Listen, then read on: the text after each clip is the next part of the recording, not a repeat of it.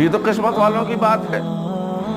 حج کر آئے ہم، لیکن حج قبول ہوا کہ نہیں ہوا ہمیں کوئی گارنٹی نہیں، لیکن سرکار گارنٹی والا فارمولہ بتا رہے ہیں کہ ارے لوگو، اے میرے امتیو، جس نے اپنے ماں باپ کو محبت کی نظر سے خوشی خوشی ایک مرتبہ دیکھا، اس کو اللہ تبارک و تعالیٰ ایک مقبول حج کا ثواب عطا۔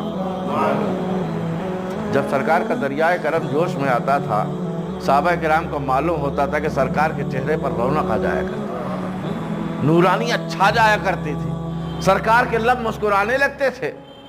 صحابہ کرام میں سے ایک صحابی نے عرض کیا، یا رسول اللہ، اگر 2 مرتبہ دیکھ لے؟ کیا انداز! یا رسول اللہ، اگر 2 مرتبہ دیکھ لے؟ صحابی نے پوچھا، یا رسول اللہ، ماں باپ قربان ہو جائیں آپ پر، کیا اگر 2 مرتبہ دیکھے تو؟ سرکار نے فرمایا 2 حج کا ثواب۔ پھر اور محبت بڑھی، سرکار کی طرف سے تسلی، اور یا رسول اللہ اگر 3 مرتبہ دیکھ لے؟ 3 حج کا ثواب۔ سبحان اللہ! پتہ کیا چلا کہ اپنے ماں باپ کی زیارت کرنا محبت کے ساتھ، ان کو خوش کر دینا، ان کی عزت کرنا، ان کا احترام کرنا، ان کے حکم سننا، ان کی باتوں کو ماننا، ان کو جھڑکنا نہیں۔ اگر یہ ساری چیزیں اولاد کے اندر ہیں تو اولاد جنت کے جس دروازے سے چاہے جنت میں داخل۔ جس کے ماں باپ ناراض ہیں، گھٹا پڑ جائے، چلا کرتے کرتے پیر ٹوٹ جائیں، جماعت میں جاتے جاتے اگر پیر گھس جائیں، پیروں میں آبلے پڑ جائیں، صبح سے شام تک نماز ہی نماز، اور شام سے رات تک نماز ہی نماز، سب کچھ کرتے رہو، حج کرتے رہو، عبادتیں کرتے رہو، لیکن اگر ماں باپ کو تکلیف پہنچا رہے ہو، بوڑھے ماں باپ کو اگر ان پر ظلم و ستم کر رہے ہو، تو جنت کی خوشبو بھی نہیں پا سکتے۔ اللہ تبارک و تعالی ہم کو اور آپ کو سمجھنے کی توفیق عطا فرمائے۔ بڑے خوش نصیب ہیں وہ لوگ جن کی مائیں، جن کے باپ ان سے راضی ہو کر رخصت ہوئے، اور جن لوگوں کے لیے بڑا موقع ہے جن کے ماں باپ ابھی ہیں، قدم پکڑ کر ماں باپ سے معافی مانگو، ماں باپ کو خوش کرو۔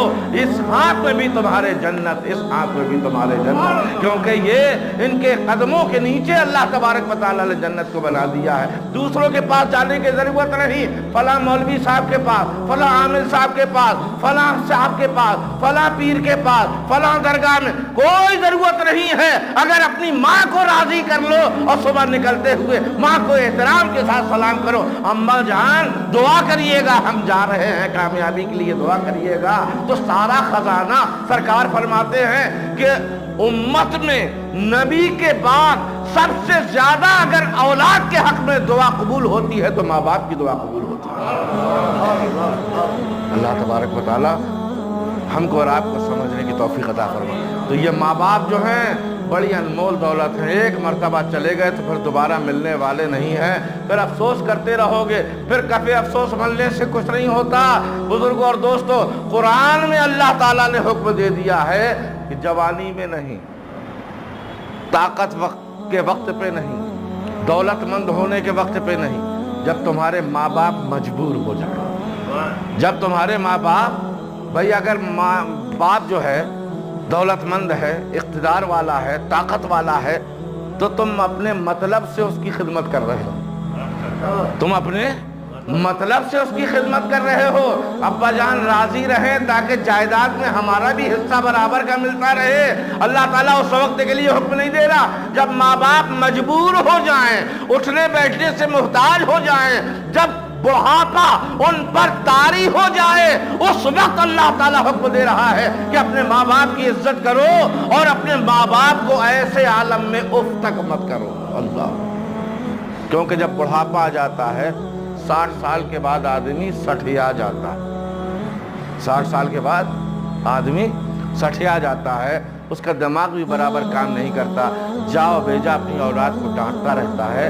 ایسے وقت پہ اللہ فرماتا ہے جب ان کو بڑھاپا طاری ہو جائے، جب وہ کمزور ہو جائیں، جب مجبور ہو جائیں، اس وقت ان کی خدمت کرو، اس وقت کی خدمت کرنا تمہیں جنتی بنا دے گا۔ اور اگر غلط بات بھی ماں باپ کہہ دیں وَلَا تَقُلْ لَهُمَا أُفٍّ وَلَا تَنْهَرْهُمَا وَقُلْ لَهُمَا قَوْلًا كَرِيمًا. ماں باپ کو اپنے اف تک مت کرو، ماں باپ کو کبھی جھڑکو مت. کیا تماشا کر رہے ہیں اس قسم کی باتیں؟ کبھی جھڑک کے بات مت کرو، ان سے ہمیشہ نرمی سے بات کرو، نرم لہجے میں.